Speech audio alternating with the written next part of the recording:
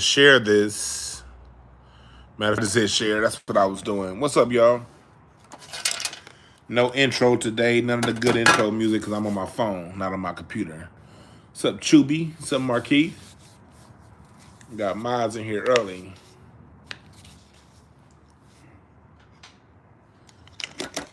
But come on in here, y'all. Come on in here, y'all.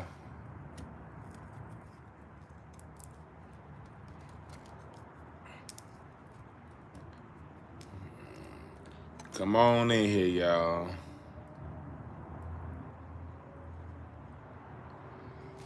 I was thinking today, like when I did my show yesterday on Diddy and Jay-Z, we talked about them last night. I left out one major component about those two dickheads. And I was reminded in an interview with Gene Deal where he talked about Puffy and Jay-Z telling they masters about when Suge Knight, Irv Gotti, Dang Dash, and all them was about to get together and do a record label and distribution company. Maybe it was Jay-Z and Diddy that got in the way of that. They were like, Clive Davis, Leo Cohen, them niggas is about to go free. Jay-Z truly is a motherfucking... He's the nigga that when a slave revolt happens, he's the one telling Massa. He's the one that told on Denmark Vesey. He the one that snitched on Nat Turner. There he is, boss. Trying to go free. I don't know how I forgot about mentioning that part yesterday in my live. So I want to start today's live off by mentioning something and a total oversight. That was part of the reason why I did yesterday's show. Was to talk about how them two got in the way of business when black men were coming together trying to free ourselves. You know? And we wouldn't be dealing with a lot of the shit we're dealing with right now in hip hop had we had our own means of distribution. What's up, Kendall?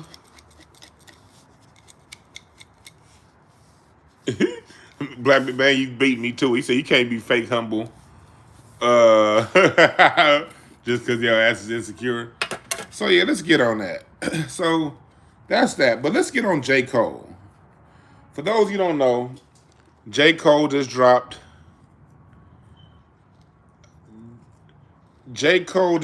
a new song where he's basically explaining why he backed out of the Drake and Kendrick beef. And in the song, and I'm gonna do a Q&A later on. I'm just gonna sit back and talk to y'all a little later on. And so, yeah, Trent, I'm about to talk about that. This dude, J. Cole, playing both sides. So, J. Cole just released a new song, and this is gonna be a bigger story. He just released a new song, and in that song, he talks about, I just got a new shipment. You know, I ordered my rolling papers by the box.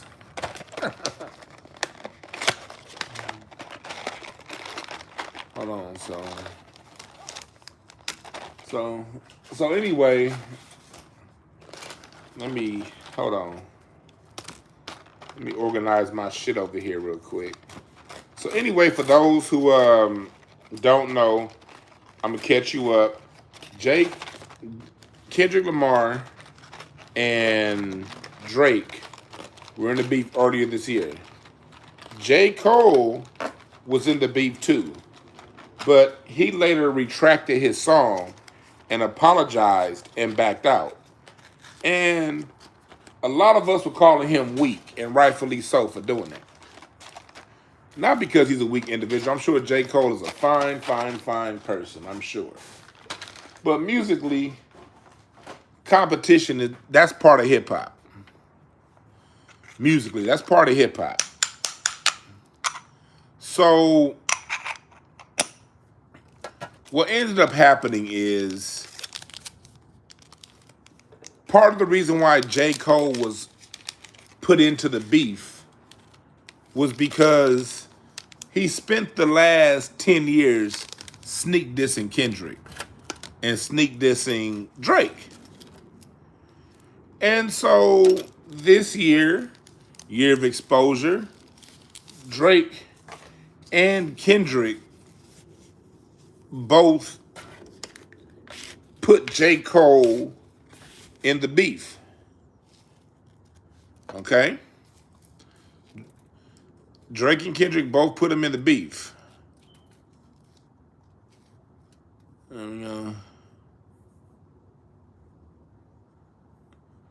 Let me see. Iran and Israel may start something. Well, Iran and Israel are always fighting, so that ain't nothing new. The Muslims and the Jews have been fighting forever, so that ain't nothing new. Montrell Dickerson must be new to this chat. Watching Taj Dollar repeat the same joke for about 2 years that no one else laughed at. You must be new, brother. So anyway, J. Cole has been on some light-skinned sneak diss and shit for about 10 years, going back to the Forest Hills album, saying when I'm in LA, I'm the king of LA. And we all know that was a sneak diss towards Kendrick.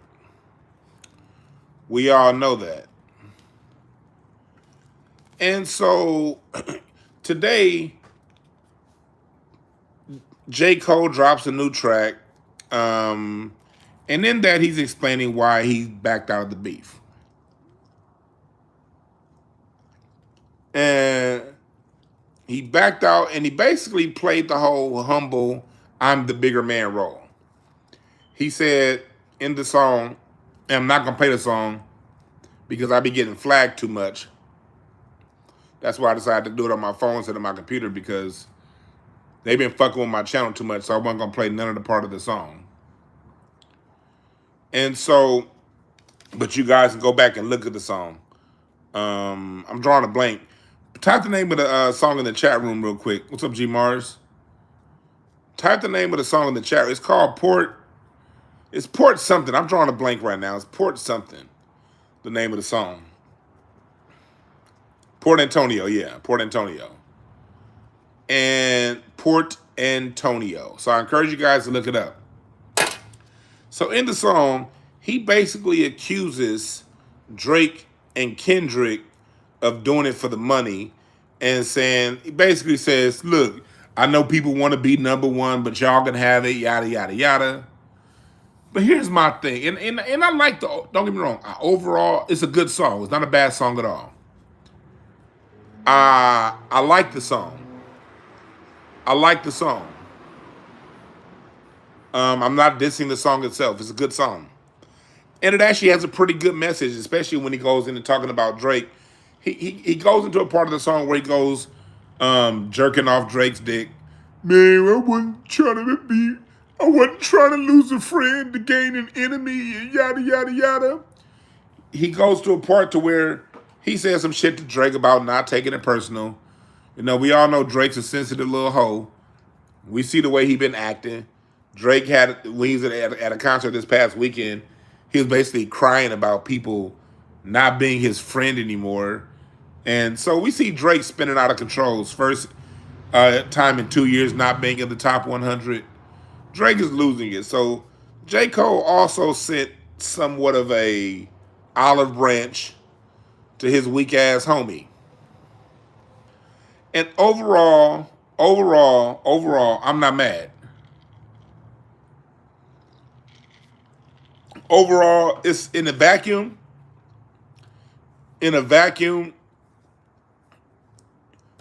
Okay, J. Cole. In a vacuum, okay. But this ain't a fucking vacuum. You spent the last 10 years subbing Kendrick Lamar.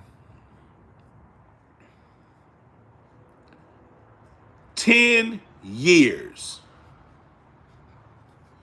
subbing Kendrick Lamar. 10 years. And when Kendrick came down Main Street directly for your monkey ass, now you want to back off on some light-skinned shit.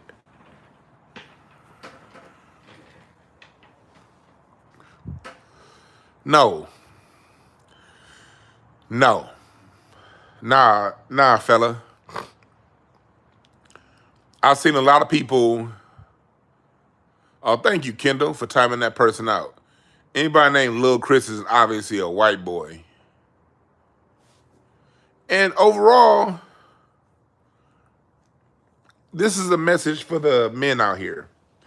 I'm using this beef and what's going on because all of us listen to music. And I'm using it I'm going to use this as a larger message for us. It's about the bigger message. And it's something that I see is really bad with my generation. Really bad my generation. And that's bitch ass behavior. Not being accountable. Not standing on your own. Not being a man and standing up to your word. And dealing with the energy that you put out. And J. Cole has been down with the shits for a decade now.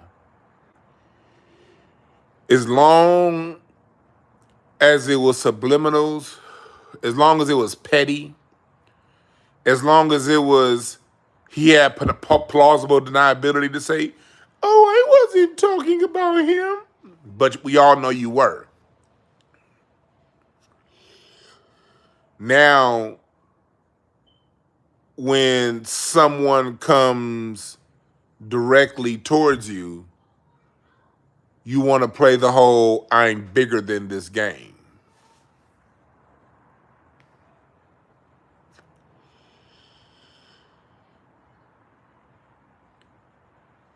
It's me. You care what I think. Kendall, you don't have to time out Taj Dollars. Taj Dollars is cool. He just has horrible jokes.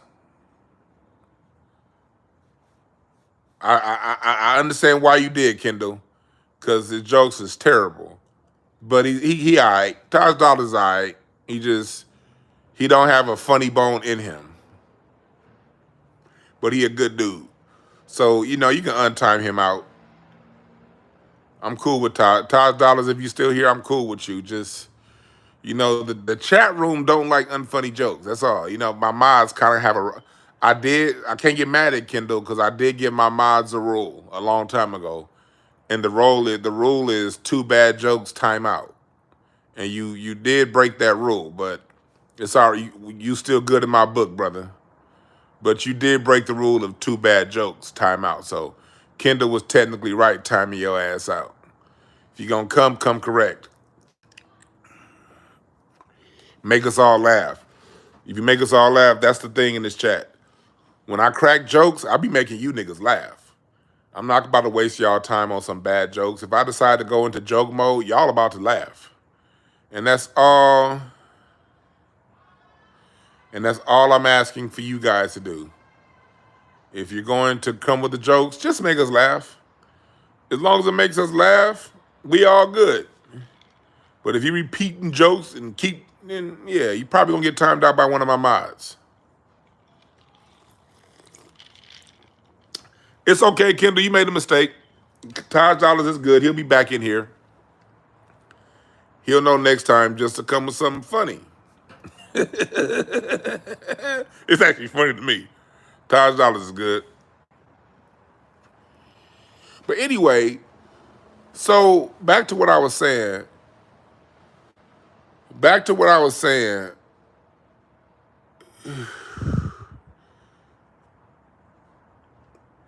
J. Cole is somebody who he talked about he tried to use the whole thing of oh, I'm not going to diss because it's just making people money.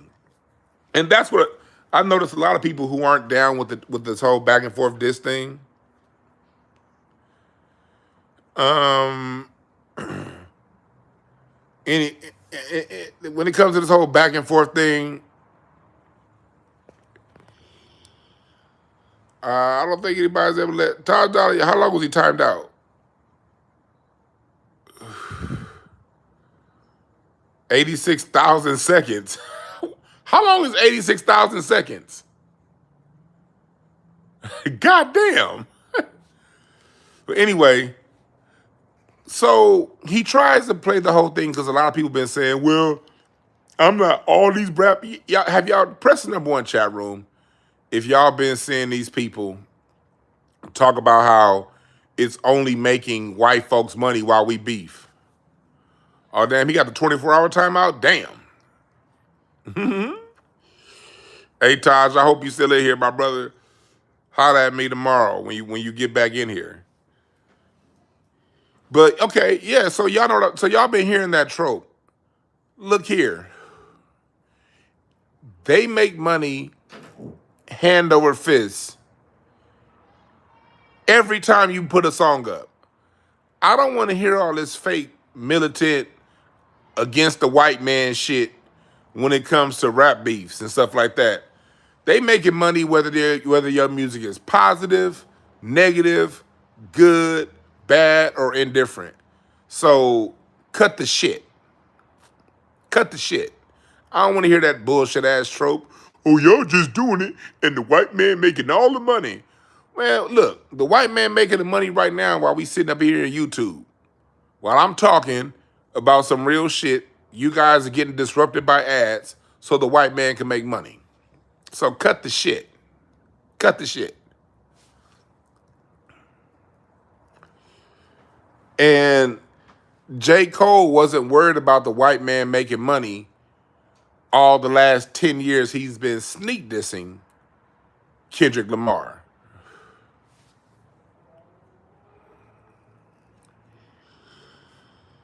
So I get somebody in the chat, somebody in the chat said they don't like the disses, Nia Muhammad, and I get it. I get those who don't like it. I get it. Look, I'm not here to tell you guys which side of the fence you should fall on. That's a personal choice, you know? I respect people's personal choices.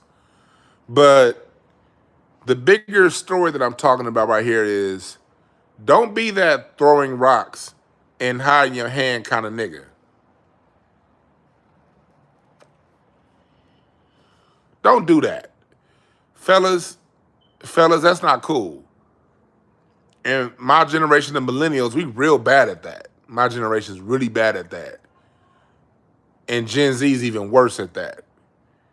Of trying to play hard, trying to be down, all with the shits until the shits come back at you.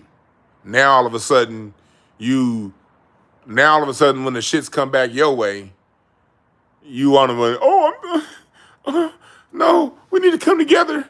We're black, unity. Oh, fuck out of here. You start the shit. When it come back, you got to take it. And let me tell you something else.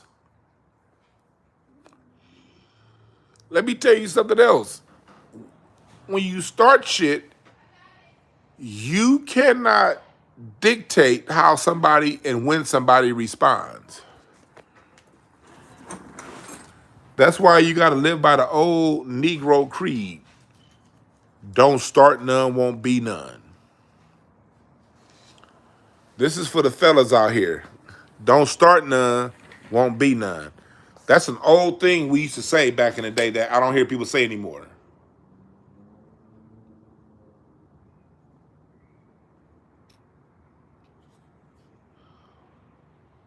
You're right, Nia Muhammad. She said those kinds sound like they get on the beef to capitalize off it themselves. Yeah, low key. You damn right.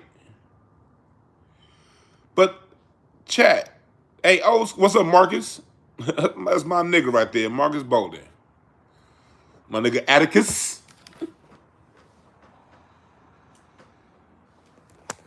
Me and this nigga Marcus Bolden used to be in church, sneak clowning each other in the middle of youth service. We went to church and school together. Me and the nigga Marcus would be in Wednesday night Bible study giving up. They'll be like, we'd be in church, and the pastor would be like, turn to Leviticus 4, and this nigga Marcus would look and be like, Dwann's Leviticus. And this nigga would be like, what's up, Leviticus? And in the middle of the dude speaking, he'd look at me and be like, I'll get up and speak. He'd be like, Obadiah. And call, and me and Marcus had this, talk about sneak dissing. Me and Marcus had this sneak clowning thing for years in church. Even in high school, we'd be in class. And the teacher would say some shit. He'd be like, get it, Gus? Oh, it's funny, Marcus is in here while we talk about sneak dissing. This nigga, me and Marcus used to low-key be clowning each other in front of everybody. I said church, nigga, not Kingdom Hall. Who the hell said Jehovah's Witnesses? Don't insult me like that, nigga. I am not about to spend my Saturday trying to convert people to Jehovah. Yeah, good times, dog. Me and Marcus used to be in church, clowning each other. But it would be fun. What's up, DJ Scrap Dirty? Always good seeing you around here, my brother. What's up, little trash? So anyway, this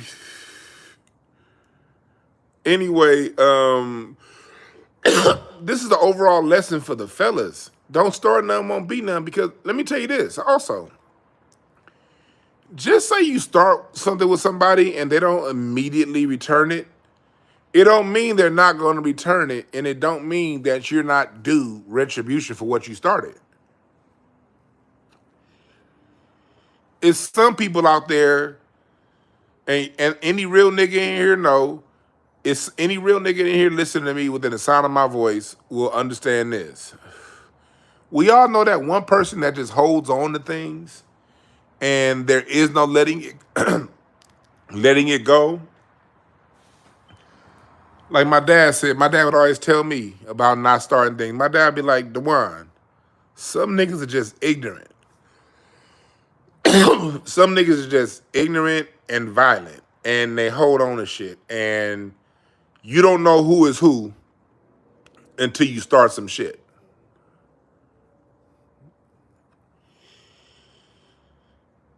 You don't know who is who until some shit gets started.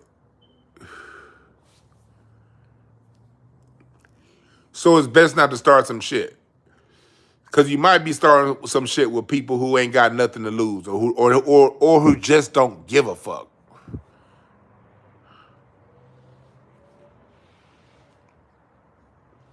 There you go, Black McBain.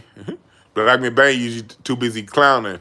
That motherfucker saw that shit and got that motherfucker up out of here quick. That's right. But yeah, I ain't with that. Yeah. Keep it, Black McBain. You keep it in the chat room, sucker free. Keep it up, brother. Well, anyway.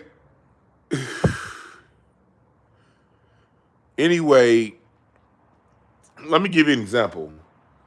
I've told y'all plenty of stories about Uncle Fred. He's not really an uncle, but he was my uncle. He's my dad's best friend. He's not my blood uncle, but he's my father's best friend. Rest in peace. Mama Zeke up in here with the sneak block. I didn't know she was up in here. She checked in the game and made a play before the ball got inbounds. But I'm gonna tell y'all about my Uncle Fred. Y'all have heard about Uncle Fred before. My dad's best friend, Uncle Fred, I remember hearing this story. It was one of their mutual friends had said some slick shit to Uncle Fred in 1975. In 1975, Uncle Fred and my dad was in their 20s in 1975. Some guy, I think his name was, I forgot his name. It doesn't matter. I wouldn't say his name, but anyway, I forgot his name. But one of their friends said some slick shit to Uncle Fred. Uncle Fred said, you know what? Something happened. Uncle Fred wanted to whoop his ass then. Something happened that people got in the way. Fred didn't whoop his ass. My Uncle Fred told that guy, the next time I see you, I'm beating your ass. Yeah, hit that Cash App, $ Dwann B1. I can use the money. I could use it. Hit the Cash App, $ B1. Make some donations to the ministry of Dwann B1. But Uncle Fred in 1975 told that man, the next time I see you, I'm whooping your ass. The next time my Uncle Fred saw that guy was in 1985. And you know what my Uncle Fred did in 1985? He knocked that nigga's head through a glass case. Beat his ass. A decade later. So people had asked Uncle Fred, why did you do that? Like, well, dude, what was that for? Uncle Fred said, I told that nigga the next time I see him, I'ma beat his ass. They was like, that was 10 years ago. Uncle Fred said, well, that was the last time I saw him.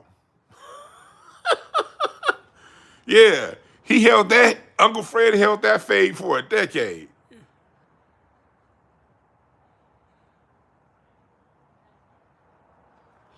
Hopefully y'all smoking with me. Yeah, what's up, Germany? But Uncle Fred was a man of his word. When the next time he saw that guy, Uncle Fred beat his ass. It didn't matter that it was 10 years later. He honored that ass whooping.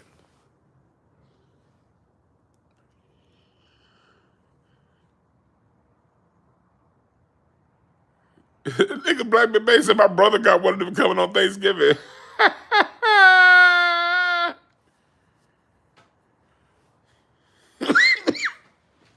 That was my Uncle Fred. And he said, Bird is yours?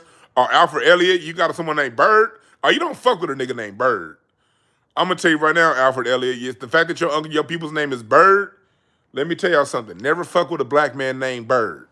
Every black man named Bird used to sell birds, and he got one more ass whooping left in him from the days he used to sell birds. You don't fuck with no black man named Bird.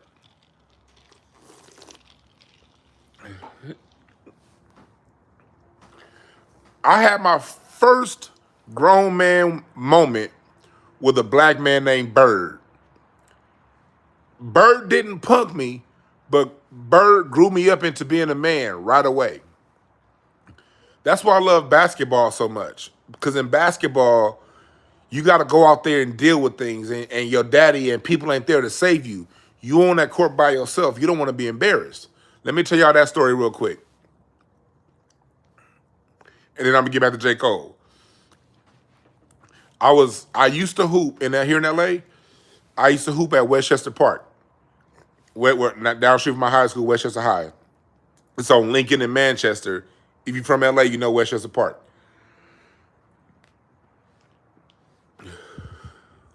The reason niggas went to Westchester Park was to get away from the hood, because you didn't want to be in the middle of the hood doing too much.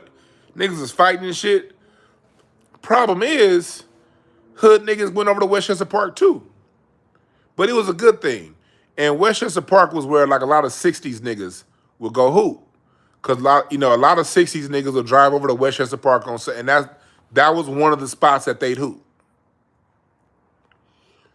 So I was like 17. I was still in high school. I was like 17 years old.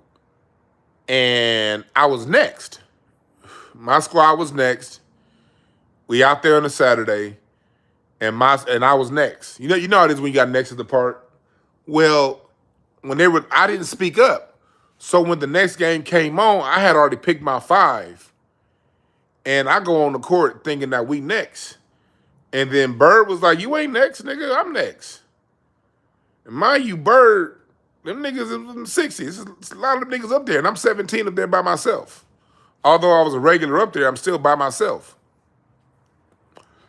Bird was like, nah, my nigga, you gotta speak up. Niggas asked who was next, and you didn't say nothing. Or didn't nobody, I said something. He said, well, didn't nobody hear you? He said, you just got G'd up off your spot. What's up, Marcus? You remember Westchester Park? But Bird was like, nah, homie, you just got G'd up off your spot. You gotta speak up. You gotta speak up, my nigga. You just got G'd up off your spot. You next. And his whole team is a whole bunch of other niggas that's from 60s. You think I'm about to fight over a basketball spot? Hell nah. So I humbled myself, went back to the side, and played next. And I was feeling a certain way. I was mad. I was frustrated. I wanted to do something. I couldn't do nothing. But at the same time, I wasn't about to leave because I didn't want to look like a punk. No, Miles Davis's name was not Bird. Bird was played the saxophone. That was Charlie Parker was Bird. Well, anyway, after we finished hooping, yada, yada, yada, we all leave. The next Saturday, I come back to hoop. And Bird came up to me. What's up, Greta Woodson? Bird came up to me and said, hey, young nigga, come over here real quick. And Bird laced me up with some game. Bird said, whenever something happens, you got to speak up. Anytime anything goes on, you got to speak up. He said, I know you young, because Bird was like 40. I was like 17. That nigga was like 40. And Bird was like, you got to speak up. You never let nobody, if something is yours, you got to claim it. And he said, I did that to you because I fucks with you, but you not aggressive. You too timid. He told me flat out, he's like, nigga, you too timid. And you can't be that timid. He said, you a big nigga, you gotta be more aggressive. So if something like that, when people are talking, when people are saying things, you need to be more assertive. And in one weekend at the age of 17, I grew up because I used to be very timid. I was very timid because my father would always tell me, you a big nigga, people won't fight you, they're gonna shoot you, so you gotta sit back and relax, you know? And my father taught me how to be aggressive, but you don't know until my father was a black belt in karate. So my father he would tell me things, but at the same time, he would also tell me, be assertive, but also watch how you step to niggas because niggas ain't fighting you. They gonna shoot you. You a big nigga. My dad would always tell me that. So watch how you talk. But at the same time, don't be no punk. I know it was hard on my father because my father's 5'8". Marcus will tell you, my father's 5'8", 170 pounds, 160 pounds. My dad, till this day, is the same size he was when he graduated high school. I'm 6'2", and when I was 17, I was 300 pounds. I'm 330. I'm right now, I fluctuate between 330 and 320. But when I was in high school, I was 300. I'll be between 295 and 305 in high school. 6'2". So you don't know, then my mom will really be on me because of the police. I wasn't allowed to have toy guns because of the whole Trayvon, but this is long before what happened with that kid, Tamir Rice. This is back in the 80s. My mom be like, man, look, man, these police out here. So when I was younger, I wasn't that assertive because I didn't know when to be assertive, when not to be assertive. And your parents be telling you two things at once.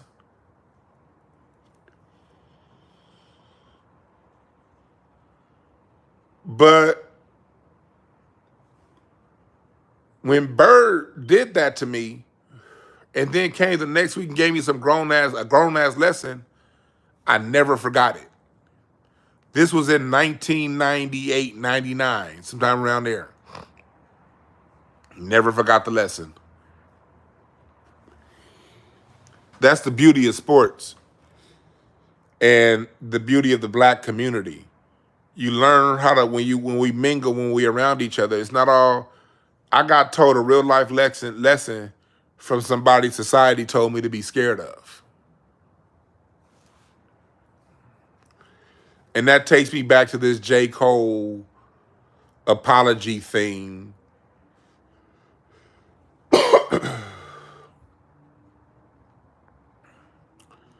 That took me back to that J. Cole thing and versus Kendrick and Drake. We got a certain way here in LA. In LA, if somebody got a problem, we gonna talk about it face to face. That's why Nipsey was the way he was. Remember, a few months before Nipsey died, Nipsey walked up on some writer who had said some weird shit about him. Remember, Nipsey walked up on that dude and slapped him, that security guard that was talking stupid. It was at Staples Center. It was before one of those award shows. I think it was the Grammys. Nipsey slapped that nigga. One thing about LA, Inglewood, Compton, Linwood, Watts, those of us who were raised south of the 10 freeway here in LA, we have to see you. We have to confront you. It was not going to be, it can be some subbing. It can be some subbing, but at some point we're going to have to talk. We're a very direct city like that. Very direct city. So, and this is no disrespect to the mixed folks out there, but J. Cole was raised by a white woman. Drake was raised by a white woman. Therein lies subtle cultural differences. And again, this isn't about, I'm not being xenophobic. I'm not saying one is better than the other. I'm not doing none of that. I'm talking turkey right here because people are who they are. And you have to accept people for who they are. And at the same time, you got to understand that there are cultural differences. And that's why I'm not even putting this on being raised in Virginia. Because I know some cats out of Richmond that'll come bowling right down center aisle on your motherfucking ass. So I'm not casting any aspersions on regions. I'm not dissing any region.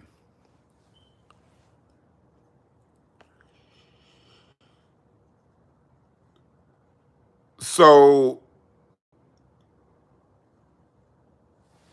if you raised in LA, and especially if your father was at home, or even if your father wasn't at home, you were in a community. See, back in 80s, 90s LA, we still had a lot of black people living here.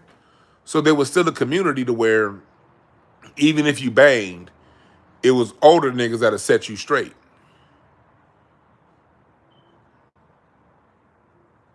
As I said, J. Cole's in North Carolina. I said that. But he was raised by a white woman. Therefore, there are subtle cultural differences he has with us because his mom is from a different culture. Again, not better, not worse, just different. Kendrick is from LA, Compton. And somebody like a Kendrick is only going to be sneaky, or he not going to spend too much time on the subtleties. At some point, he's going to see you. That's the culture of South Central LA. That's the culture of Compton. Is direct confrontation if you feel it's a problem. Because if you grow up here, the culture of LA, I can't go to John, then James. I can't go to John saying, man, I don't like James. James, I don't know. He's something about him. And then go to Chris and be like, I don't like John. It's something about John. By the time, James, by the time I leave John and go to Chris, by the time I get to Mark, somebody gonna be there and have say, if not all three. Did you tell James you don't like him? At some point, in all likelihood, the first nigga gonna ask me that. But if he don't, that second and that third nigga will. So even if you want to be passive aggressive out here, the other men won't allow you to be. Because men in LA ain't about to just sit back and listen to you bitch about another man. I remember I dealt with that with this one particular comic. This one comic was coming to me, and this particular comic was from LA, by the way. But he complained to me about this other comic.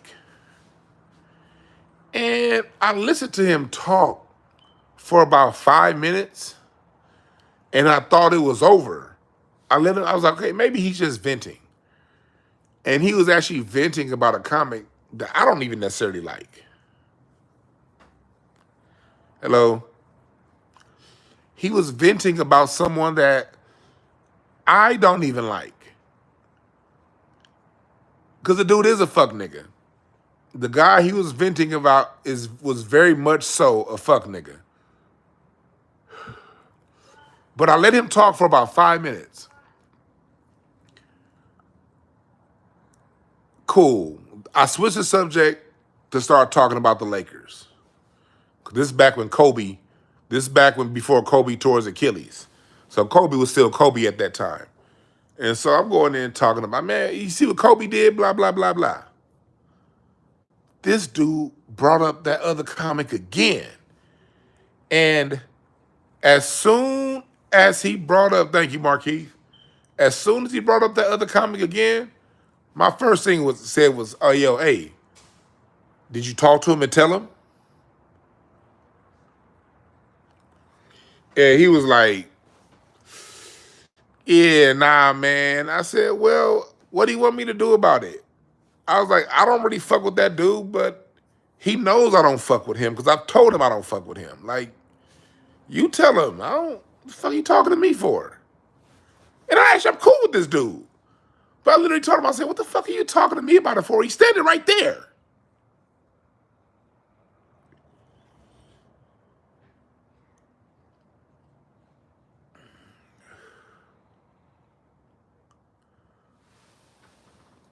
I can't play them games with people.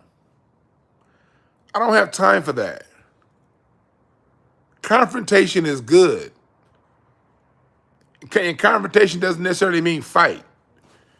Because I can be confrontational, but I don't fight people. What the fuck is fighting? I'm not gonna fight for. I'm a grown-ass man.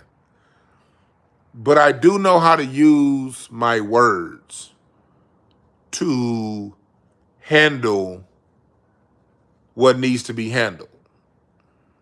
What up, Reggie?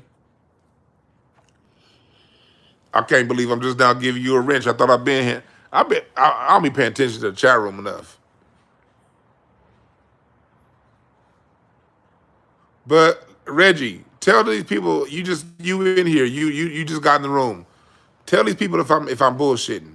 In LA, you're not gonna talk about another man to another man without that man saying, yo, did you talk to him about it? The fuck you telling me for? You can't sneak this too long here in this city. You won't be respected. And now let me give you guys another nuance for everybody out there, because I'm sure it's people from the LA area that you have met that's real sneaky and weird. Let me tell y'all something. That's them niggas that was raised north of the 10 freeway. I'm telling you right now, if you're dealing with a black person that was raised north of the 10 freeway, then the rules are a little bit different. If they was raised in the valley, if they was raised in the Inland Empire, way east, like if they was pretty much east of the 605, because Compton stopped at the 710. So if they was, east of the 605 freeway, down the IE, them niggas is different out there. Yeah, Sherman Oaks, like, the reason why you see people with these whack channels that's always talking, they from out there. They from out there. He's from, I think, Pacoima, yeah. Pasadena, yeah, Black McBain. Oh, Pasadena's the worst. I call Pasadena passive-aggressive Dina. That's my nickname for that city. You want to meet a passive-aggressive nigga, Pasadena. Oh my God, like, I didn't really start interacting with people from Pasadena until college.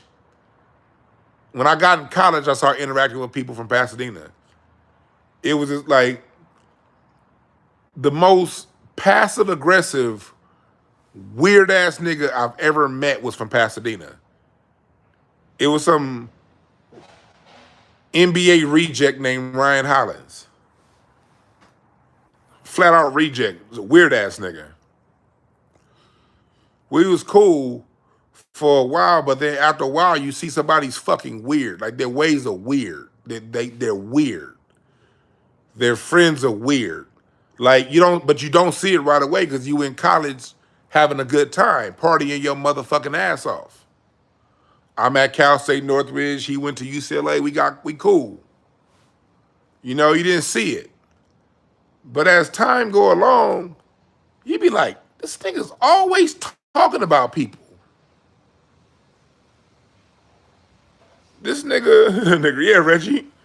I remember, I'll never forget this one time. I wish Larry was in here. I wish Larry was in here. This is the one time but Larry's at the show right now. I wish Larry was in here. We were leaving a Clipper game. And this dude, Hollins, was talking all kind of shit about Dwayne Wade. About how I don't like Dwayne Wade. The Miami Heat that just whooped the Clippers' ass. This is back when LeBron was on it. This is the LeBron, Chris Bosh, Miami Heat had just lost to the Mavericks in the finals, coming back. This is the year before they won that first championship with the Heat.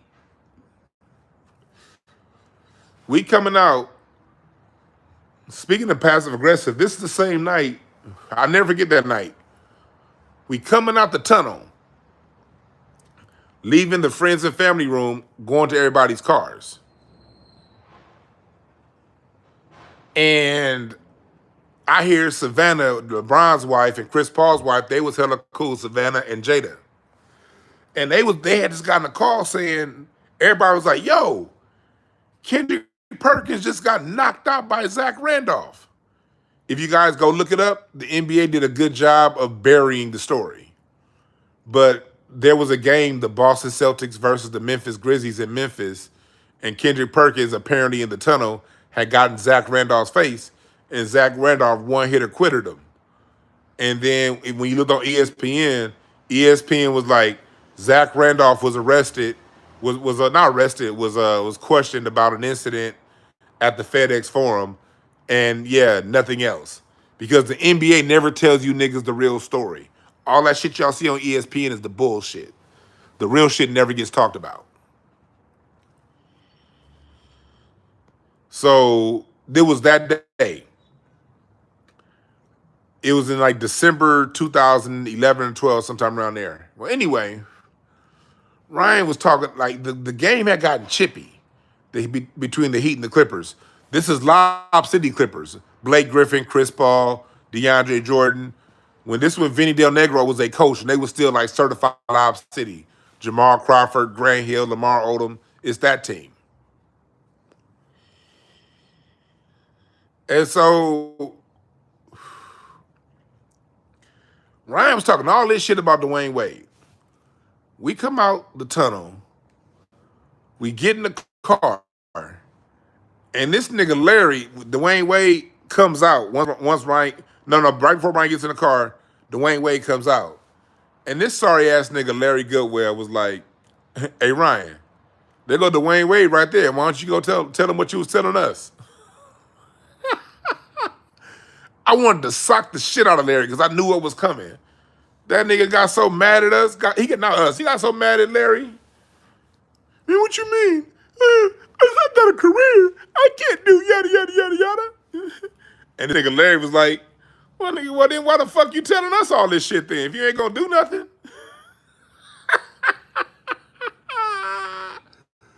That nigga Larry's a fool. I forgot all about that story. But as soon as the person in the chat said Pasadena, yeah, the most passive-aggressive, talk the most shit, but when you see him when he would see the people he talked the most shit about face to face, I would watch it all the time. He'd be talking shit about all kind of niggas in the league. But when he see them, he'd be like, oh yeah.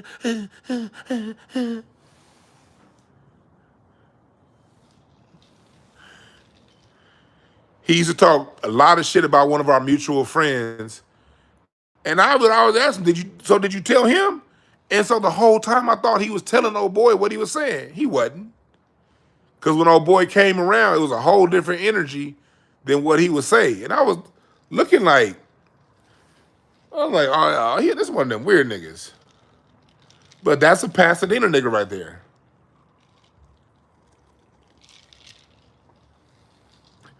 Yeah, Wally Gibson earlier said some real shit. Pacoima niggas is just weird.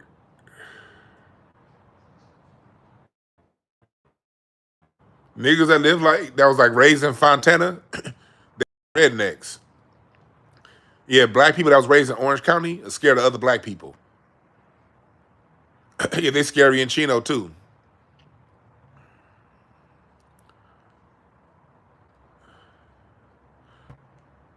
Y'all want to know another? Y'all want to know another Dwann connection? I don't know if I've ever told y'all this. And don't take this like I've ever talked to the niggas. But no, I'm not gonna say that. I'm not gonna say that. Cause one of y'all will run across these people and be like, y'all know Dwann B. They'd be like, who the fuck? Nah, I ain't gonna do that. I'm about to tell y'all some people who are family, but I don't fuck with them. Well, not that we don't fuck with each other. We just never run across each other. But yeah, Orange, because you brought up Chino. That's what made me think about it, Greta. Because when Greta brought up Chino, they live out in Chino. What's up, Delano L? See, Black McBain, Long Beach is shiesty, but Long Beach is also weird. Like, Long Beach is weird. And Long Beach is like a case study. Long Beach is the one place I'll say that that's the least segregated part of LA. Long Beach is like the only part of LA that white, black, Mexican, South Pacific, they all genuinely kick it. LA is very segregated. LA is segregated. Mexicans here, black people there, white people here, Armenians there, South Pacific Asians over here, Japanese right here, Chinese over there. LA is very segregated. And we don't kick it like that. We really don't. Don't let these people come around telling you, no, in LA, it's all good. We all kick it. Them niggas live in the valley or they live whatever. They live in one of them outside areas. LA is segregated. The one place they do kick it is Long Beach. People that went to Long Beach Poly. You know, Snoop went to high school with Cameron Diaz. You know? Let me give you an example. Do y'all know that band, the Free Nationals? Anderson .Paak's band. Anderson .Paak's band, the Free Nationals. Y'all know them? They're out of Long Beach. You got T Nava, a black dude on keys. You got Kelsey, a Mexican dude on bass. You know, yeah, but that's a genuinely Long Beach band. Like that racial makeup of that band coming out of Long Beach, you see that.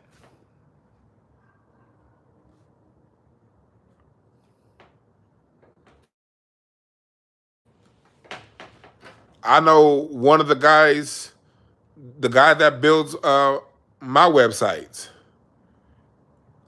The guy that builds my websites, man, he dope as fuck. He ain't black. He out of Long Beach. I never asked him his race. He listens to my shows all the time. I think I think he's Latino. I'm sure he's Latino, but I don't know. I never asked him. Cause he cool than a motherfucker. Like them people in Long Beach don't really be on no bullshit like that. They really don't. Like you can meet a genuine person from a different race, and they don't care about your blackness, and they don't like they can like people out of Long Beach from different races can listen to me talk, and they'll listen to my show and never get offended because they know I'm not talking about them. You know. And at the same time, they know that people, the kind of people that I'm talking about, do exist.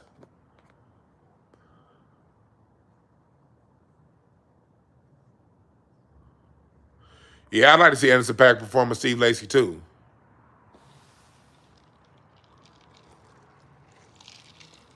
I lived over half my life off of La Brea. I'm a West Side nigga. When I was a kid, I was on rodeo between La Brea and Crenshaw. When I got older, I was off Overhill between La Brea and Crenshaw. I'm a West Side nigga. But I also spent the other half of my life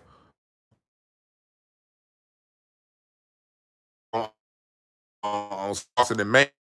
East Side nigga. I'm an East Side nigga and a West Side nigga at the same time.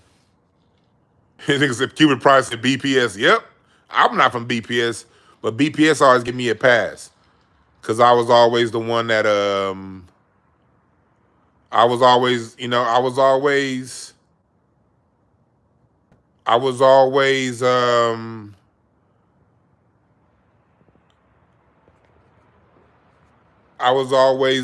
one that I was always hooping. Spirit One, you from Crenshaw District too? Yeah, the homie Brandy know you. Brandy said she knew you in the chat. You know Brandy, you good people. You fuck with Brandy, you good people. You fuck with Brandy, you good people. So yeah, I was raised like BPS. I was the kid. I was the fat kid. I was known as the fat kid that could hoop. I gotta give credit where credit is due.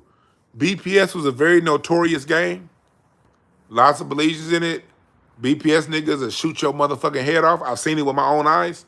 I saw at least 3 people get killed by the time I was 9. That's why I'm so desensitized to a lot of things. And sometimes some things I'm oversensitized. But with that being said, I always minded my business. I was always hooping.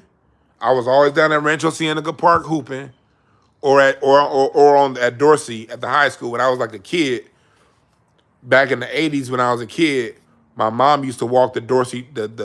She used to walk around the Dorsey track. You know the track and field track, not Rancho Cienega track, Dorsey High School track. And I would go up there with my mom with my basketball and practice my free throws. Even though I had a basketball court in the back, my mom walked for about an hour. So I would always go up there and just play by myself. When I was 7, 8, 9 years old, my mom would walk around the track and I would play. And then BPS niggas would be right there at Dorsey, but they see my mom as just minding her own business. And I was out there hooping. Them brothers never messed with me. Never messed with me. I used to walk from home to school. I went to Coliseum Elementary. And I would walk down Coliseum Boulevard, and we all know Rodeo Lane and all that shit. They would always be in front of the apartments on the corner of Coliseum and Chesapeake. Them apartments right there. And they never messed with me. Yeah, T. Rogers gang, News for Thought. Yep.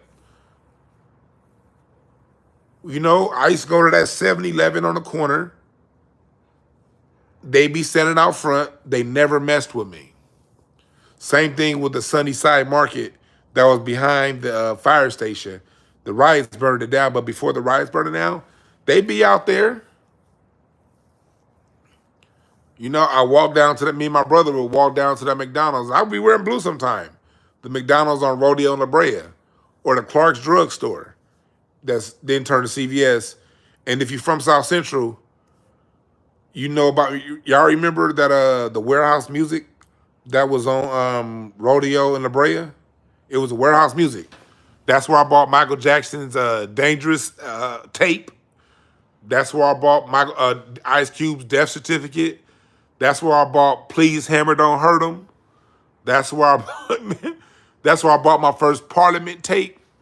When I taught myself how to play the drums, I used to walk down there.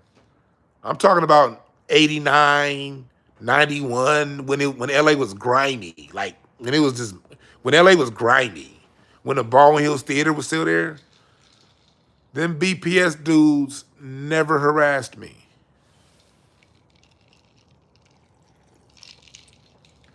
They had respect. And that's something that doesn't get talked about when it comes to the hood in LA. If you minded your own business and you had respect, them gang members didn't mess with you. Now, you want to come acting hard? You want to be a little asshole and think, okay, I'm just going to set up on this corner and low-key sell some weed and hope I don't get caught? They're going to come see you. You use the word blood or cuz? Do y'all...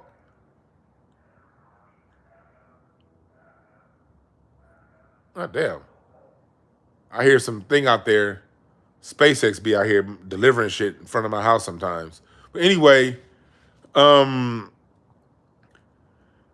this dude, so we would be out there, and them BPS dudes didn't mess with us. We had respect. The Spirit wanted to say, rip. Do you know that I saw that warehouse music store burn down in the LA riots? Hey, chat room, remind me to get back to my story about having respect, okay? Black McBain, I'm going to ask you to remind me to get back to my story about having respect. You too, Kendall, if you're still in here, Kendall. But let me do this quick little segue before I get back to my story about having respect. Because Spirit wanted to say, rip warehouse music. Do you know one of the most heartbreaking moments in my life was the first night of the LA riots? The LA riots started on a Wednesday night. My mom, she was dedicated to church. We wasn't going to miss no Wednesday night Bible study when I was a kid, nigga. So the night the riots started, my mom, we still went to Wednesday night Bible study. Nigga, we still went to Wednesday night Bible study. And mind you, my neighborhood burned down during the riots. Like, the riots wasn't some faraway shit for me. It was my warehouse music. It was my 7-Eleven down the street that I used to get all my Slurpees from. My neighborhood, like my mom, the day the riot started, before we went to church, she literally stopped at the cleaners on La Cienega and Rodeo to get her clothes out, and that motherfucker burned down 3 hours later. That's how the riots affected me. So we on the way to church, we going down Rodeo Road, making a right on La Brea. Right as we're making that right onto La Brea, I look to my left, and the warehouse music was on fire. And you know the moment when the building collapsed? Right when I looked to see the warehouse music, That's when the whole building collapsed.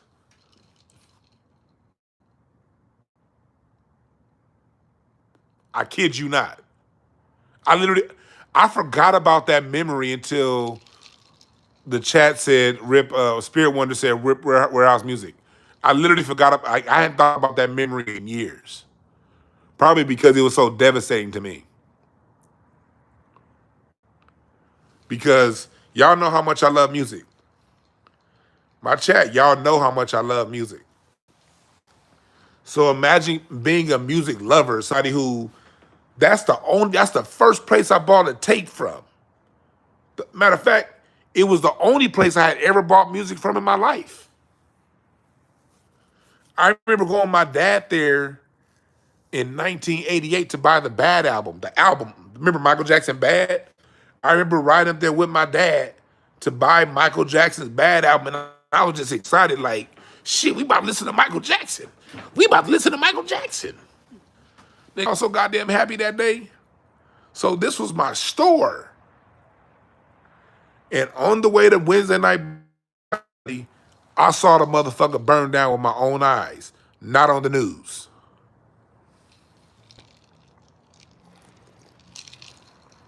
And we went to church, and where my church is, again, Zoe Christian Fellowship on Adams in between La Brea and in between Redondo and Fairfax. All that neighborhood burning down too. And we had a short Bible study that night. Then when we came back home, that warehouse music was gone, and that thrifty store was on fire. The thrifty that was on La Brea and Rodeo, that was on fire by the time we was on the way home.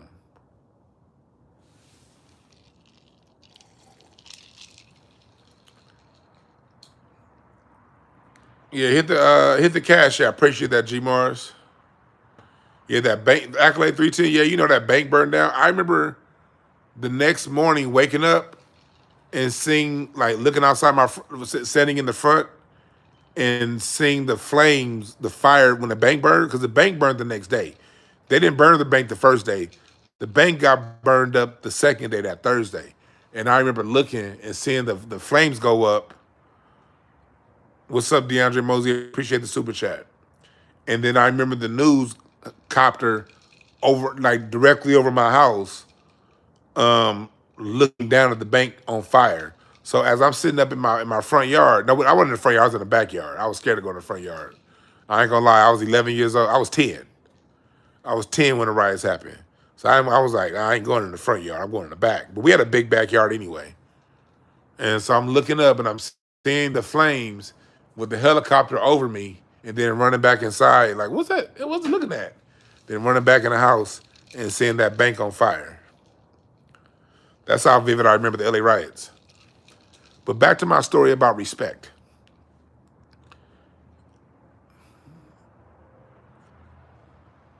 In LA, you had respect. The gangsters had respect. And as long as we respected the gangsters respected us. I appreciate the $2. Why your head look like a chocolate Easter egg? Let me tell you why. Because your mama shaped it that way. When I was sucking on your mama's dry titties, she was rubbing my head, rubbing my head, rubbing my head, and she reshaped this whole to look like an Easter egg. That's why it looked like that. Blame her. All right? Now back to what I was talking about. So, yeah, he said powdered milk came out. Yeah. Your mama titties look like half empty sandbags, nigga. So back to what I was saying. So the gangsters in LA had respect. And that's another thing, going back to this Kendrick, Drake, J. Cole thing. Respect is really big out here. And when people carry respect, they get respect. I've never had a gang issue in LA, even though Half my life was spent on Maine and Slauson, and the other half was spent on Crenshaw and Rodeo. I was inundated in that environment, but they left you alone if you minded your black ass business.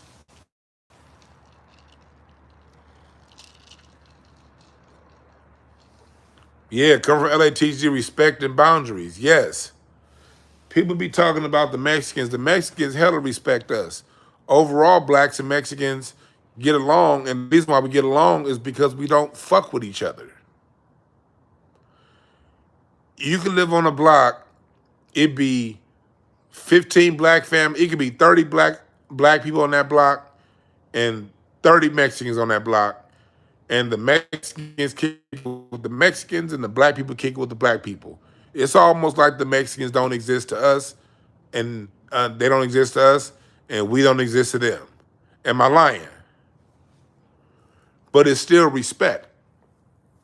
And traditionally, the problem is the Mexicans, they are backed by the Hell's Angels and the white folks. The Mexican mafia is in bed with the white supremacist gang.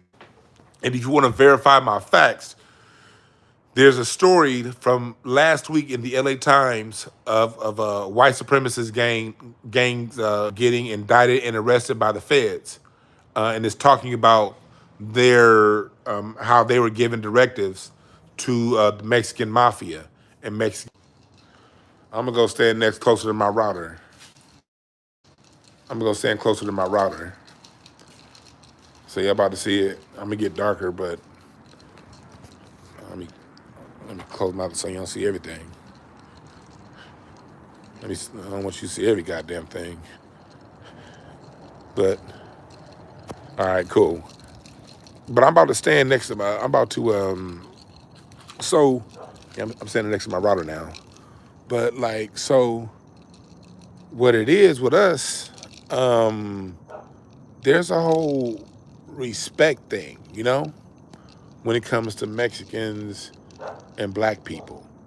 We have an overall, like, before, outside of the Mexican mafia being run by the Hells Angels, back in the 90s, Mexicans could chill out in black hoods when shit got hot, and black niggas could chill out in Mexican hoods when shit got hot.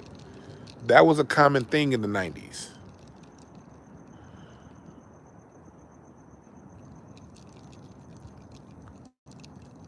And overall, here, blacks and Mexicans, it's really a respect thing. But bigger than the respect thing, we just really don't fuck with each other. We don't. We be cool, you know. You gotta cool like in Long Beach is different.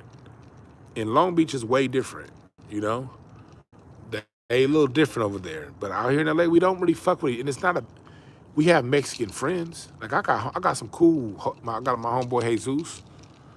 One of my cool Mexican friends to this day is my homegirl Jenny. Appreciate that, Greta Woodson. It's scientific knowledge, yeah. Like I got my homegirl Jenny. We still cool to this day. Still hella cool. So it's not that we hate each other. It's just that culturally we're different, and we have respect for it. LA is all about respect, respecting people's boundaries, respecting that, and that's the true LA story. All the stuff y'all hear about them shooting us and us not, that happens. Of course, microaggressions happen, and when they shoot us, you better believe them niggas from the hood get them back. There's always retribution. That's why I don't jump in that gang shit. That's why I don't even talk about it on my show. Because when something happens, something else happens in return. So you can believe that. Yeah, same thing with Bay. Bay is all about respect. I took y'all all around the world to bring it back home to this. When people like J. Cole and Drake want to sneak this, that's not gonna go too long with an LA person before And when we go back hard, we're gonna go like Kendrick Lamar. We're the same card. He's a king of clubs. He's gonna go. His card is a king of clubs. When he decides to go, his personality profile, his personality type is going to go all the way.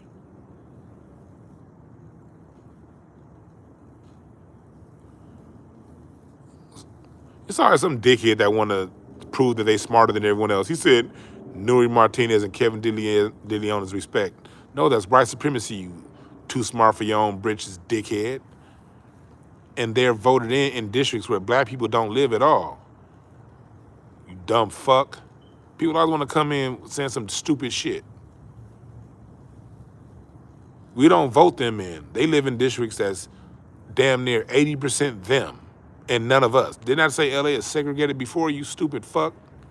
We ain't got no control over what Nuri Martinez and Kevin DeLeon do. That's called white supremacy. And that happens nationwide. In your hometown too, nigga. So sit your ass down and listen. It's always some nigga that want to come around and fuck out of here. I'm talking about amongst the people, you idiot. Learn context.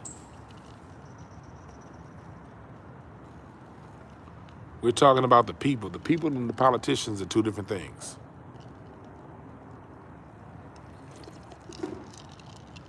We're talking about the people.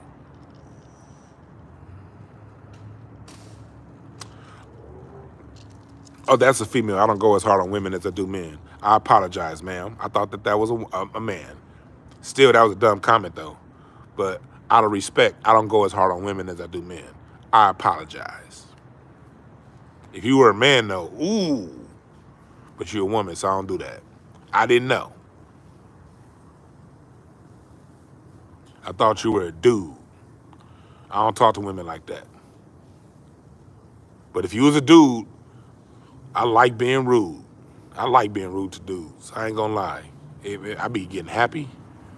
When dudes come to me sideways, I be like, yes, time to get disrespectful.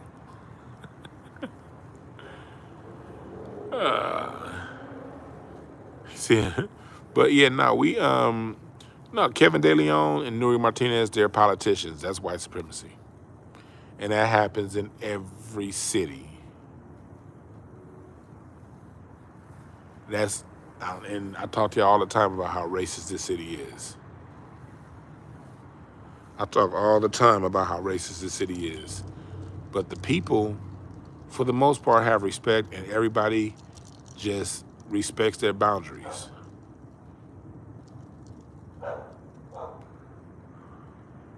Cool, DW. My bad. I'm just, again, I don't talk like that to women. Even I don't. Nah. I love women too much. But men should be able to take it. I love fellas too, but a man should be able to take it.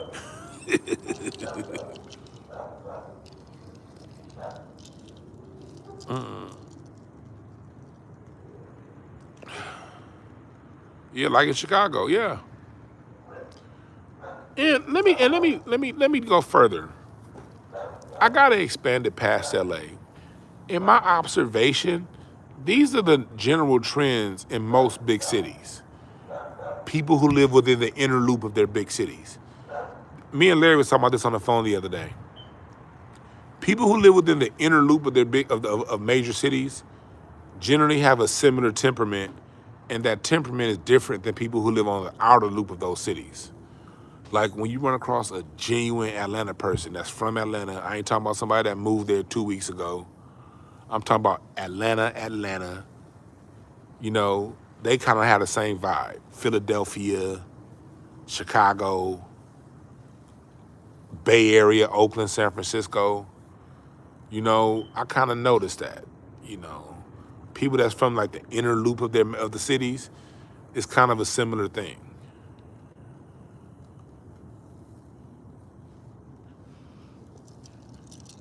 Yeah, I'm from the heart of LA. I ain't from no goddamn weirdo ass I spent my whole life damn near somewhere off Slauson, somewhere off Rodeo, somewhere off La Brea.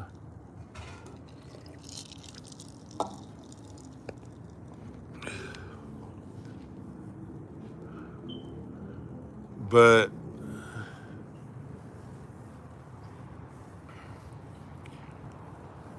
when it comes down to it,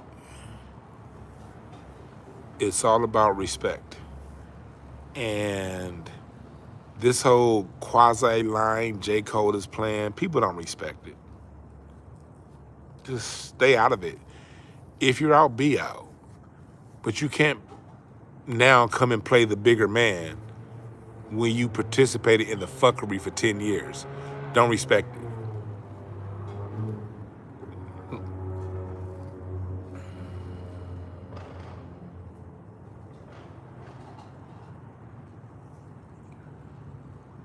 You know? People don't respect it. Be real.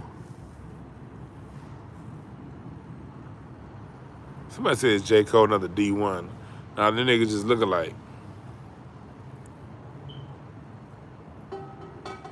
Yes, he said sloppy approach for redemption. Right. Right.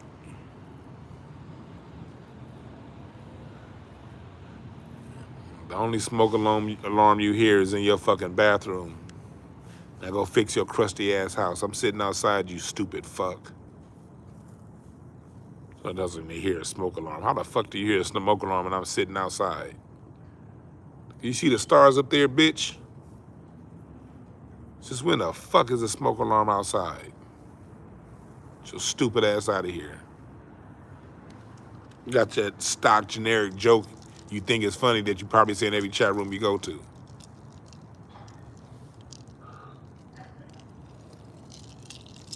Don't try to save yourself now. nigga, is that Polaris right there, nigga? Nigga, we see the fucking North Star and you every time you hear the smoke alarm. Nigga, is that Vega, nigga? What the fuck? We over here looking at, I'm looking at this beautiful half moon right now. Talking about some goddamn smoke alarm. Good point, Southern Sophisticate. J. Cole is part of Rock Nation. And J. Cole and Jay-Z's that's one a passive aggressive motherfucker. J. Cole is part of Rock Nation. Rock, man. You know who else is a part of Rock Nation? Fat Joe.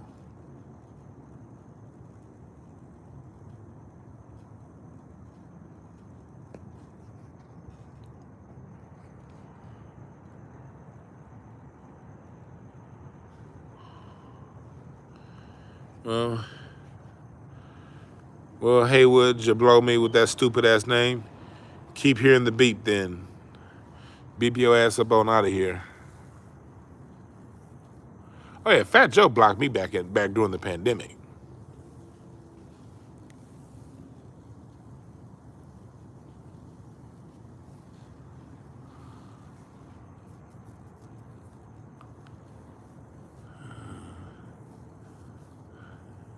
I'm not sexist either. I give people the energy they deserve, but I hold men to a higher standard because I'm a man. And I am more tolerant to a woman voicing her complaints than I am to a man voicing his complaints. In a certain way. If a man has a complaint or something like that, he has a way of talking. A man has a way of talking.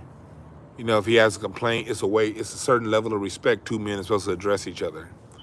And when one man doesn't address another man in a respectful tone, the way I'm going in a respectful way, that's a little different.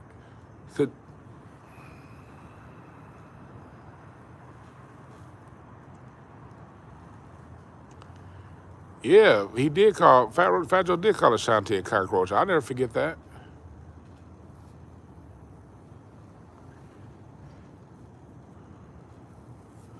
But this whole thing, fellas, that's not cool. And this is something I see a lot in this generation. And like, that's almost become normalized. being a hoe ass nigga, saying some slick shit, and then hiding your hand, and then when somebody want to come back direct, you want to play the innocent role. I don't respect it, J. Cole. You can't play the I'm bigger than this role when you spent 10 years in the mud. You got to take whatever comes your way, even if it doesn't come right away. You might be running across somebody like my Uncle Fred, who'll wait 10 years to whoop somebody's ass.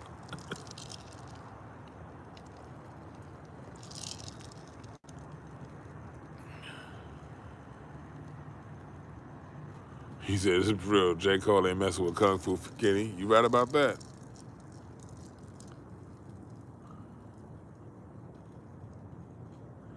Yeah, just be better to accept that Kendrick bested you. Just accept that. Just accept that Kendrick got the best of you.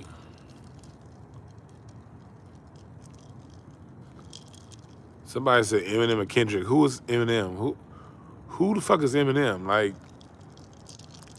I heard the name I know who Kendrick is, but next to Kendrick, Eminem, who? Eminem who?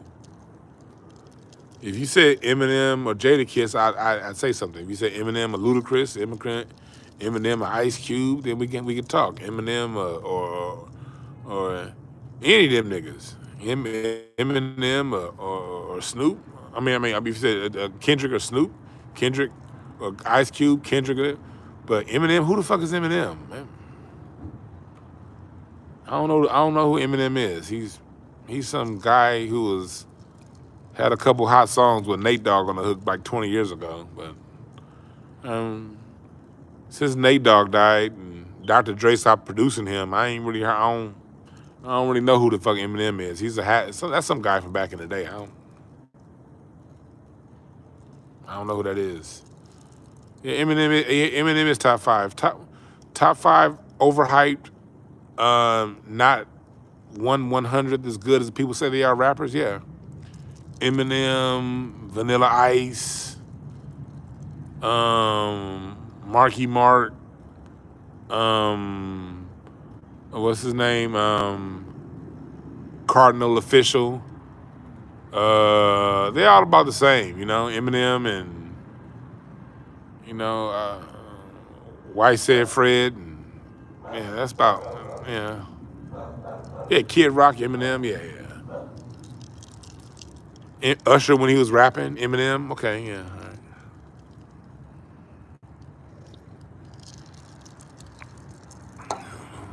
I don't know. Other than that, Eminem was some novelty rapper from like 2000 that had a few good songs with the Nate Dogg hook, but that's just some novelty rapper from, I don't know, back when I was in high school and college. Like people played that guy when I was in college, you know. Shake that ass for me. Okay, yeah, good song. Didn't age well, but yeah.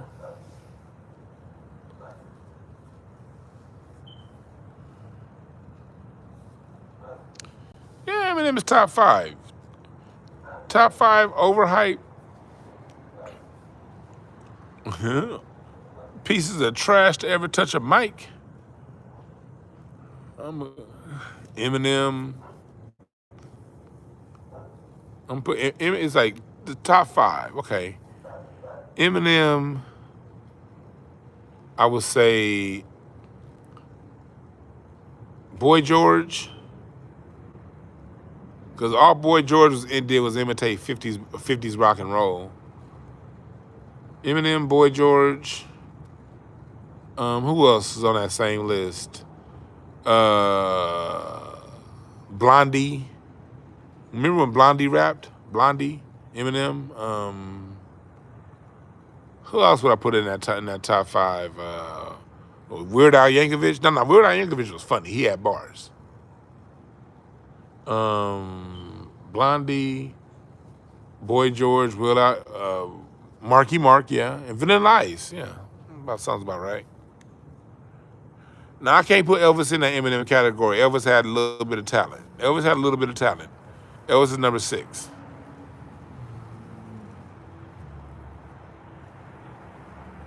Yeah, third base. Okay, yeah, yeah.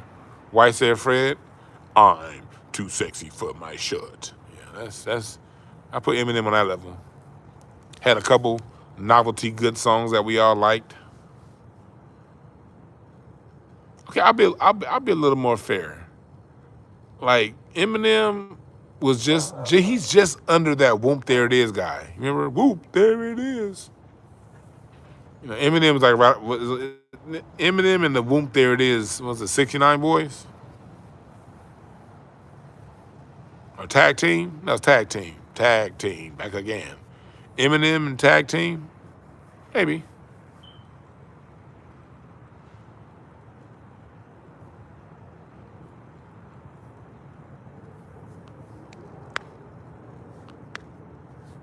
Yeah. I put Eminem and tag team on the same level.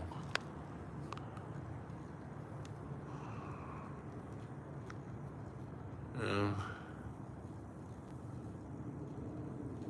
So, hell yeah, that's the best thing about that Al Bell discovered them. Yep.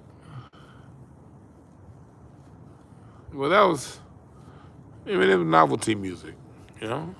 Like Bruno Mars, this is novelty music. Sounds good. Ain't got nothing else in it, though.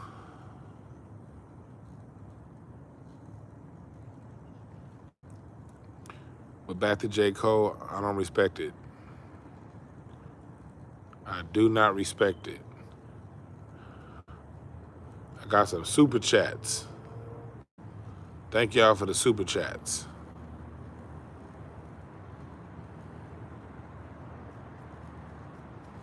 Yeah. Eminem probably one step above Afro Man, yeah.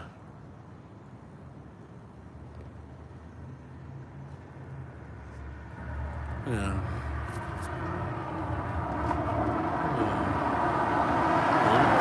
Driving fast as hell, homie. Man, you in a rush? That nigga driving like they gotta take a shit. Damn.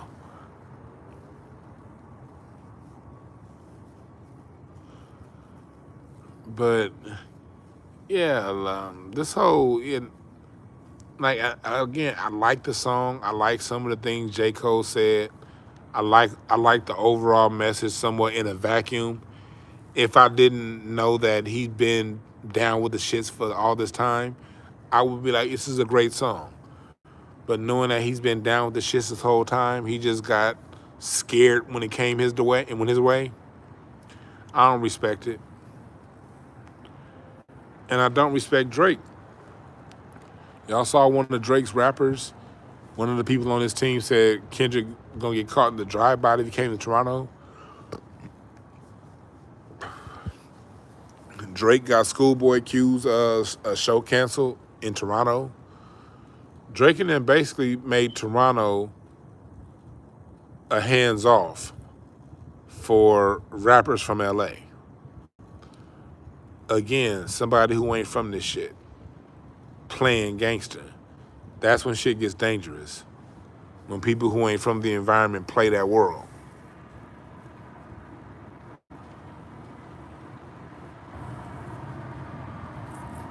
That's when it gets dangerous.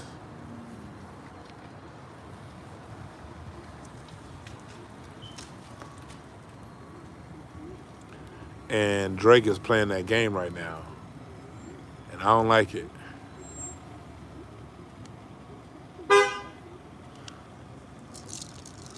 I don't like it.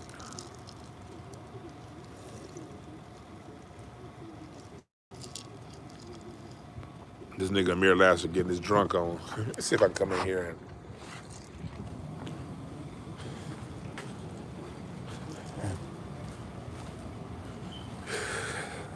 and hopefully my shit don't my coverage don't leave me again. There we go. Cause I want to roll another blunt.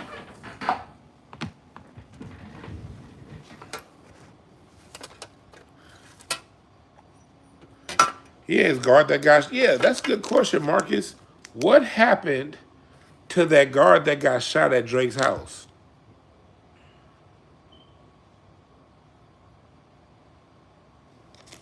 Yeah, AZ landlord Drake made it hella hard for himself because LA is a much bigger market than Toronto. California is literally an ATM for touring musicians. Every musician, that's why I love living in, what's one of the reasons why I love living in LA so much. It's foreign to me to have to fly to a concert because every act comes here. Back when I used to drive Uber, there we go. Back when I used to drive Uber, I would pick up people all the time going to concerts, like in town for a concert at the goddamn Staples Center or the fucking Forum or some shit. And I'd be like, damn, y'all came out here from Utah? But I thought about it. Man, these motherfuckers ain't gonna do no shows in no goddamn Utah. Like, LA is not only do people acts come here, people fly to LA to see acts. So they know when they come to LA, they don't have to go to Salt Lake City, especially like them white people. Like the Rolling Stones and shit like that, when them white acts are out here, man, when I used to drive Uber, it'd be like a random ass white act, like the fucking, matter of fact, one of my favorite groups, Iron Maiden. I like Iron Maiden. They got some good ass music. I remember one time Iron Maiden was out here, and it's probably like 2016, and I was driving Uber on the side back then, and I would always drive concerts because you get them big ass surges. I had a full-time job and everything, doing comedy, doing all that shit. I'm just a hustling ass nigga. Full-time job, part-time, like stand-up comedian. But if I wasn't on stage, I'm driving Uber, and I would always drive the concerts. Man, I made $200 in a night driving Uber back then. $250 on 2.5 hours of work. Cause you pick somebody up from the Forum for a concert, take them, cause it was always white folks that was in town, and they stayed at a hotel near LAX, and LAX is only like 10 minutes from the Forum. So, but the surges would be crazy. So each ride, I'd be getting $40 a ride. Forum, hotel at LAX, turn my Uber off, go back to the Forum, pick up, $50 ride, hotel in Manhattan Beach, drop them off, turn my Uber off, go back to the Forum. I would usually get, if I timed it right, I can get like 3 or 4 pickups, because white folks was always in hotels near the Forum. I mean, near LAX. And I realized, damn, these motherfuckers really be coming out here for concerts. Hell yeah, Kermit, the Uber rides in Hollywood, shit yeah. When I used to drive right Uber, I worked all week, and I only drove Uber Friday and Saturday nights if I was on stage, I didn't drive Uber. But if I wasn't on stage telling jokes, man, I drive Uber Friday and Saturday night from 10:30 p.m. to 2:30 a.m. 4 hours. And I would make about anywhere from $200 to $300 a night in 4 hours. Catching them, I'll go right to Hollywood, catch them surges. And I usually made about, back then, and sometimes I would do Thursday nights. What's up, Creole King? Appreciate that super chat.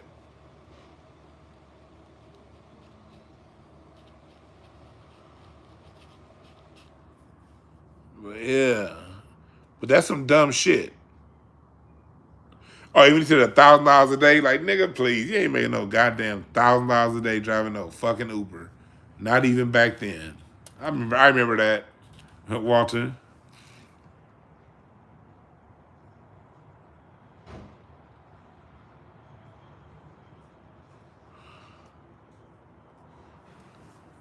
Yeah.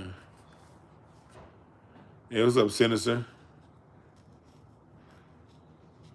Yeah, like J. Cole, Drake, y'all, like, It's a different code. It's a different code.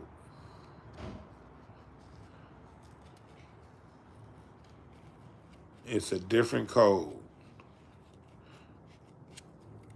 Somebody earlier asked me what I was drinking.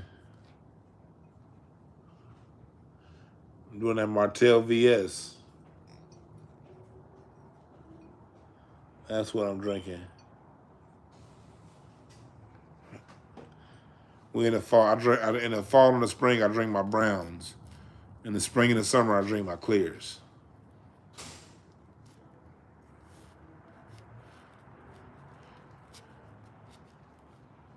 Hell no, I don't drink no Coors Unsunken One. But I've had this shirt now for like damn near 20 years. This one of my comfortable. I'm never going to throw away T-shirts. Some shit that I probably should not be wearing when I'm on the camera in front of a bunch of people. But I don't give a fuck, nigga. I ain't out here to impress you niggas with how I dress. I'm here for you niggas to listen to some good ass game.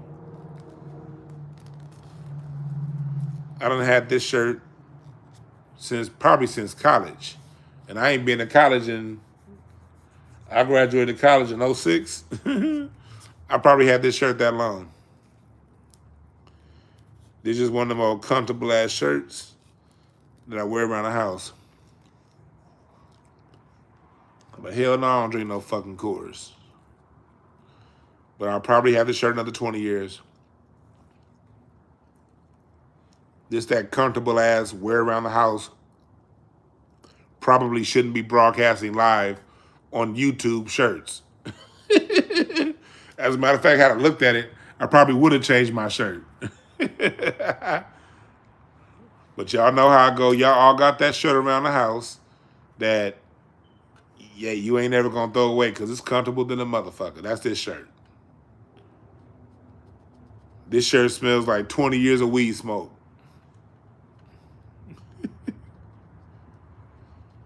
This shirt done been with me to New Orleans, to Miami, to Mexico, to the Caribbean. Yeah, this shirt done been with me to WrestleManias, on stage telling jokes. I had to retire from wearing this shirt in public. I probably retired this shirt from the public about 10 years ago, maybe longer. But it stays in my drawer and it stays around.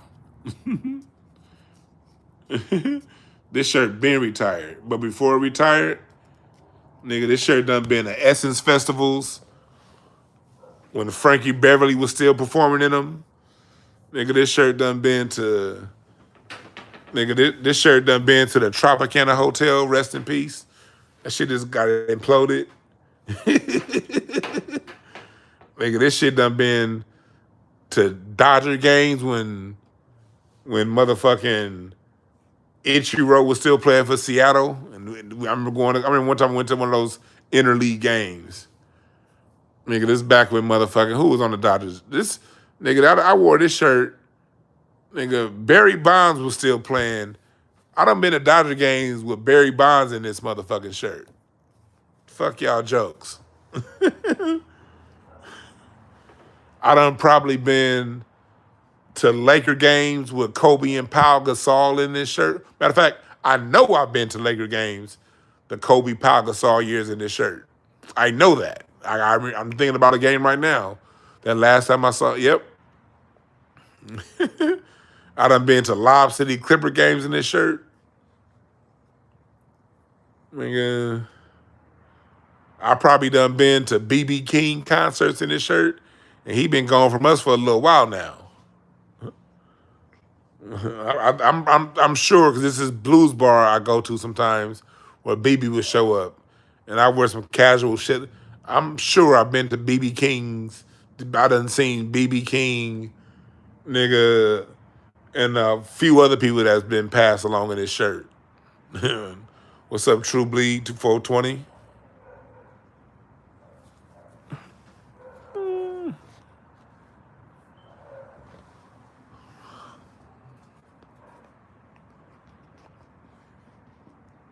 Yeah, this shirt done retired going to the store. You know, this, like I said, I did crush some nigga souls that Jordan critiqued the other day. Like, I wasn't reading too much of the chat room on that show, but Larry had called me because he was in the chat room. He was like, man, them niggas was mad. I was like, they was? Fuck them. I'm the nigga I was the nigga that was telling other kids Santa Claus didn't exist.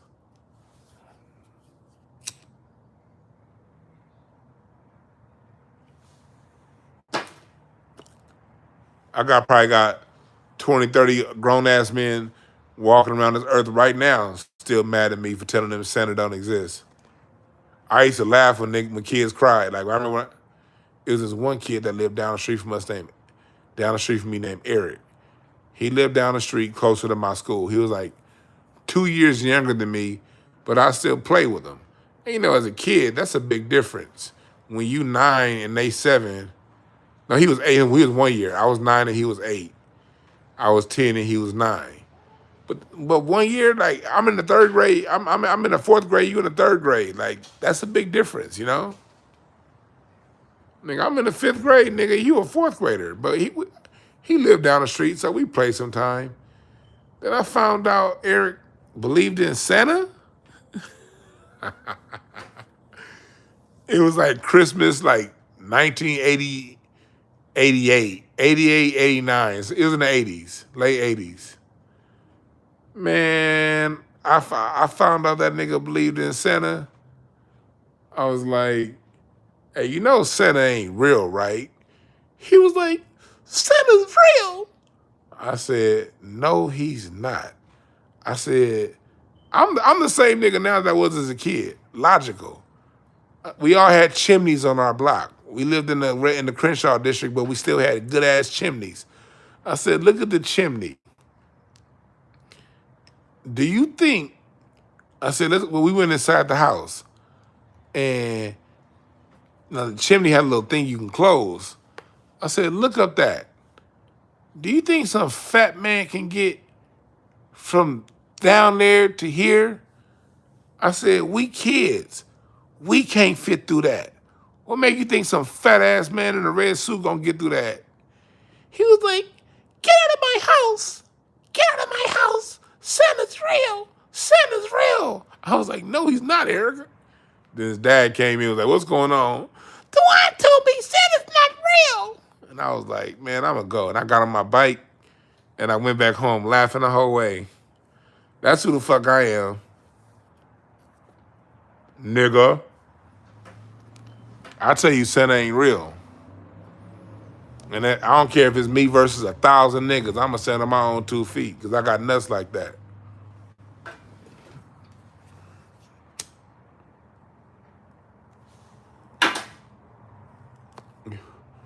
Me and Eric never played toys again after that. I ride my bike past Eric's house, and about a year or two later, Eric moved. His dad and they moved. No, he didn't know his dad stayed there. He moved back with his mom because that was his dad's house. He moved in with his mom about a year or two after that. But the next 2 years, that was the last time me and Eric played. And my mom would come and ask me, Dwann, whatever happened to your friend Eric? I'd be like, I don't know, mommy.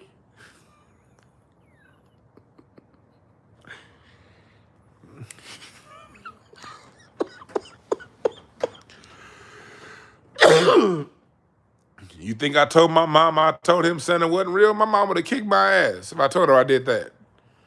My mom would have been mad in the motherfucker at me. Why you don't do that? Go apologize. My mom would have made me apologize.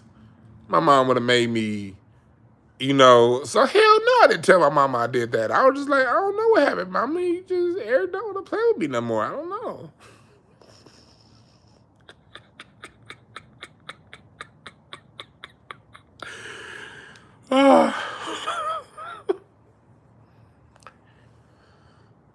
That was me when I was 8. Your personality's built in by the time you're 8.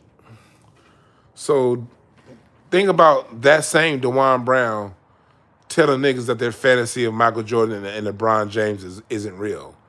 That the story you believe about Michael Jordan and LeBron James and Jay-Z is nothing more than Santa Claus.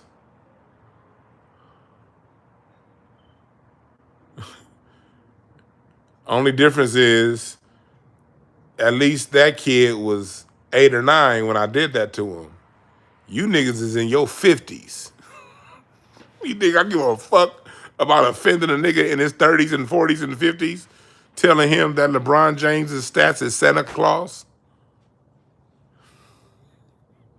Fuck no.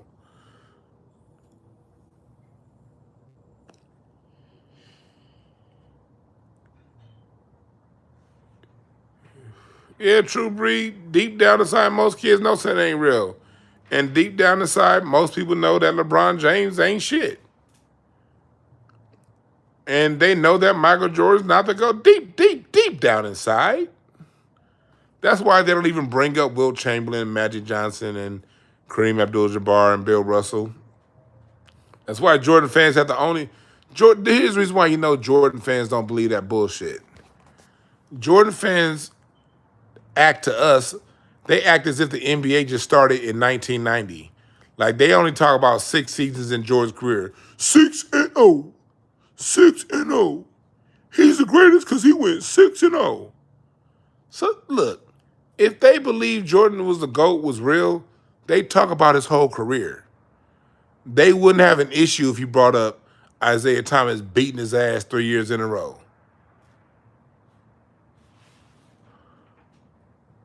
You know, they know. That's why they only want to narrow his career down to 6 seasons.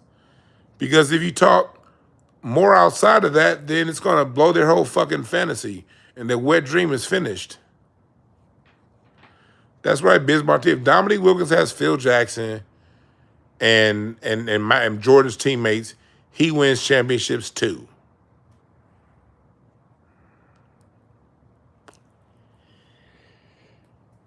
And another thing people say is, Michael Jordan's a GOAT. You can't deny it. You can't deny it. No, nigga, you know I can deny it. That's why you're just telling me that hoping that I don't.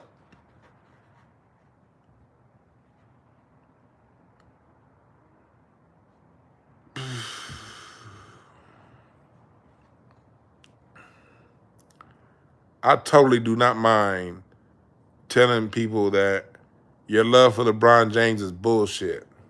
That's a choking ass nigga who the NBA made sure for 10 straight seasons that he had the absolute best team on the planet. And out of those 10 seasons, he was only able to come through 40% of the time. If that don't, you can literally look at LeBron James's performances and look at that, and he's proving to you that he's not a GOAT. If you got to get the best players in the league on your team for 10 straight fucking seasons, when they get old in Miami, now we go to the Cleveland, we'll get the best players on the team. Then when they get old, we're going to come to LA and get the best players in the NBA on your team. And you're only able to come through 40% of the time?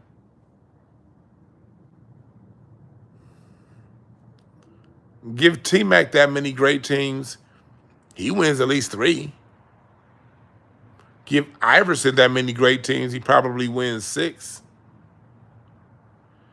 If you get to keep recycling a new team to build around Allen Iverson's skill set, for 10 straight seasons, Iverson gets the best players in the league to cover for the areas that he's not the best in. He gets a face-up center that can knock down shots, a rebounder that can get every rebound, spread the floor with 3 additional shooters so you can't double team Allen Iverson.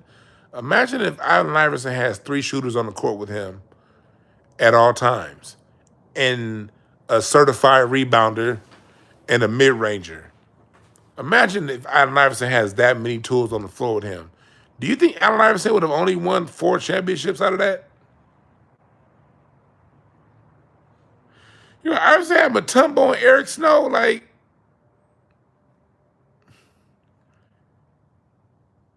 Aaron McKee was a shooter. That's 1 shooter on the team. Imagine Iverson with with 4 people who can knock down jump shots. Do you know what that means? That means you could never double team Allen Iverson because you got to stay home on your man. LeBron never really had to face double and triple teams because he always had too many shooters on the court with him at one time.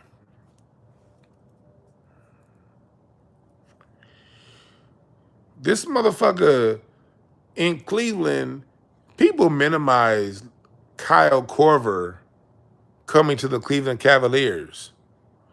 Kyle Korver, at the point that he went and teamed with LeBron in Cleveland, he had the 3rd most made three-pointers in NBA history. Ray Allen, Reggie Miller, Kyle Korver. That was a list of most three-pointers made. Since then, Steph has taken over and James Harden. But at that time, the dude coming off the bench, imagine Allen Iverson. He had a young Kyle Korver right before he left, before Kyle Korver became that. But this motherfucker LeBron had Ray Allen. You have Richard Jefferson. Richard Jefferson, everywhere he went to the finals. New Jersey, San Antonio. Everywhere Richard Jefferson went, he was part of a championship level team. Everywhere Shane Battier went, Memphis, Houston, Miami, he was always a key component and one of the best role players you could ever have. Rashard Lewis, just 2 years removed from beating you, LeBron. He's now your teammate in Miami. Floor spreaders. Imagine Allen Iverson having that much help.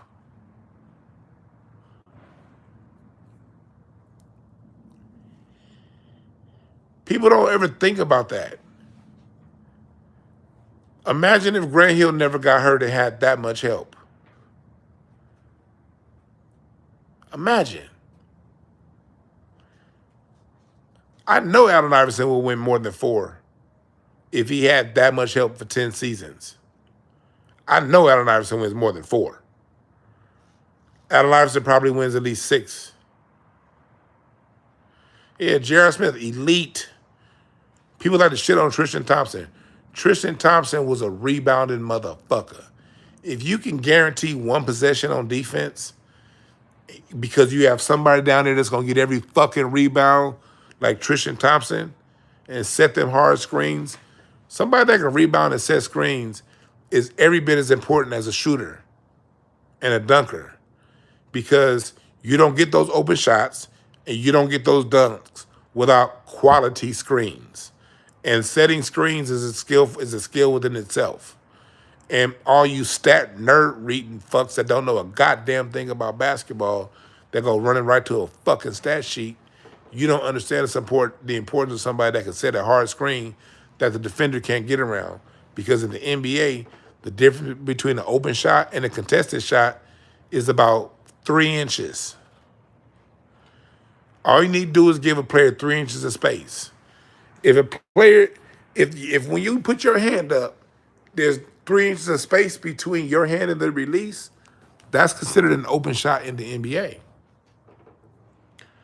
And the quality of that screen being set is going to determine whether or not you have that space to get that shot off.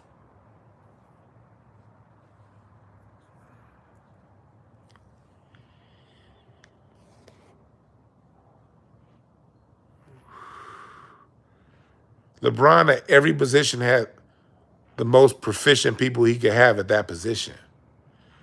And their skill set matched his.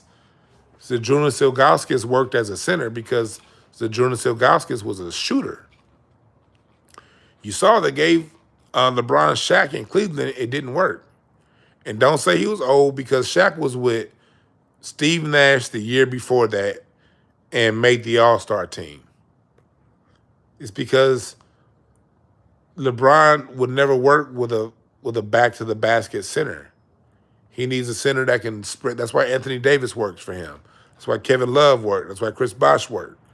Because they're shooters that spread the floor.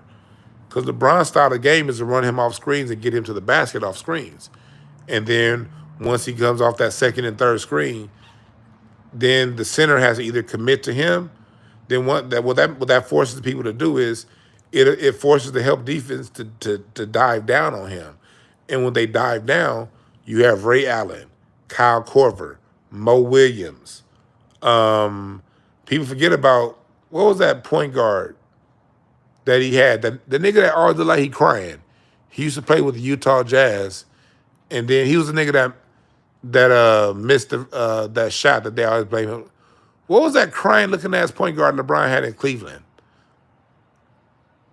that missed the free throw that he got mad at? And he used to play with the Utah Jazz. George Hill. He played with the San Antonio Spurs, the Indiana Pacers. George Hill. George Hill was a top 3 3-point shooter in the league when he played, percentage-wise.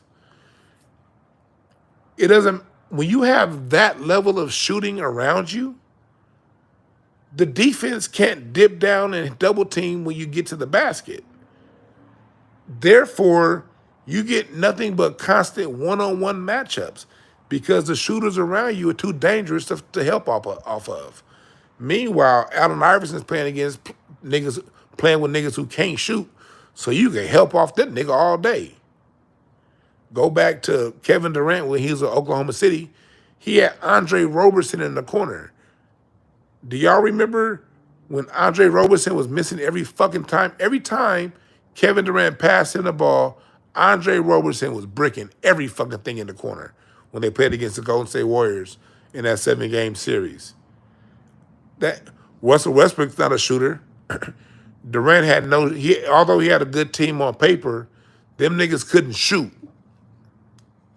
So when you get deep in the playoffs, teams could then start sending double teams to you when you get within 15 feet of the basket because they can send the help from your non-shooters. LeBron never had that problem because he always had shooters.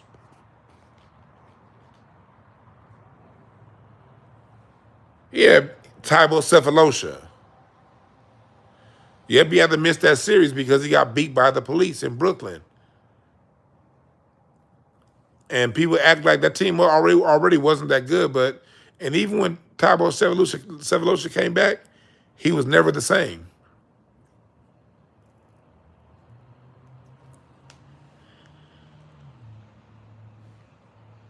So Kevin Durant, when they played against the Warriors, all they did was when Durant got the ball, they helped off Westbrook, they helped off Roberson, and they helped off Tybo Cephalosha because couldn't none of them shoot. And then they had Kendrick Perkins and Steven Adams up front.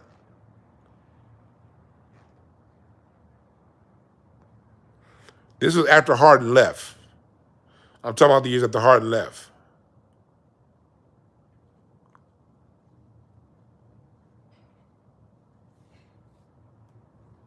Talking about after Harden left. Oh shit, it's 10 o'clock. I gotta go. I got a shindig to get to. I gotta hit these streets, y'all. I gotta hit these streets. I've been on here 2 hours. I did not know I've been talking that long. God damn. Yeah, with Nick Collison rotating in. Kevin Durant didn't have the proper shooting around him. Although he had good names on paper on that team, in the NBA, especially over the last 15 years, if you don't have shooting around you, you can't do anything because of the way zone defenses work. But yeah, to close it out, man, J. Cole, we see that whole shit. You can't sub people and do this passive aggressive shit and then play innocent when they come directly at you. Take your shit. You don't all that playing I'm bigger than this. No, nigga, stop it. Great song, but stop it. We don't respect it. Just take your lumps. You didn't want to deal with it, whatever, fine. We respect your decision. But don't come 6 months later trying to play the whole angelic, I'm over this, I'm bigger than this role. No, the fuck you ain't. Your pettiness is what got you here, nigga. All right? I'll see y'all tomorrow. Tomorrow we're going to talk about some politics, all right? We're going to talk about some politics tomorrow.